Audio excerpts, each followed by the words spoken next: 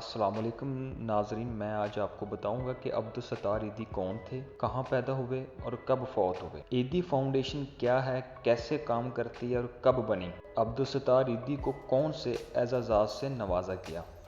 तो चले हम चलते हैं अपनी आज की वीडियो की तरफ। अब्दुल ईदी एक खैर ख्वाह समाजी कारकुन और इंसान दोस्त थे जिन्होंने अपनी ज़िंदगी गरीबों और ज़रूरतमंदों के लिए वक्फ़ कर दी। वो 1 जनवरी 1928 को गुजरात हिंदुस्तान में पैदा हुए और 8 जुलाई 2016 को कराची पाकिस्तान में इंतकाल कर गए। ईदी ने अपने फलाई काम का आगाज़ 1947 में हिंदुस्तान और पाकिस्तान की तकसीम के दौरान बेघर होने वाले मुहाजिरीन की मदद से किया। इन्होंने 1951 में ईदी फाउंडेशन की बुनियाद रखी, जो इसके बाद से पाकिस्तान की सबसे बड़ी गैर मुनाफा बख्श समाजी फलाई तंजीमों में से एक बन गई है। फाउंडेशन बेघर, यतीम खानों, तिबी निगहदाश्त और एम्बुलेंस की खिदमात वसी पैमाने पर फराहम करती है।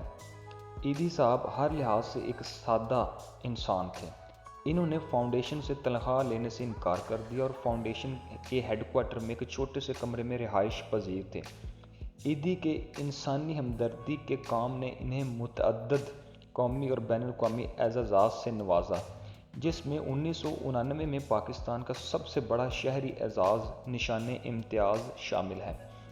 अब्दुल ईदी को 1988 में लेनिन पीस प्राइज़ से भी नवाजा गया।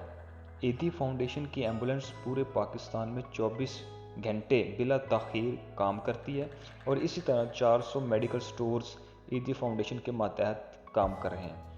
ये थी ईदी साहब की खिदमात जो कि उन्होंने अपनी ज़िंदगी में गरीब लोगों के लिए सरअंजाम दी।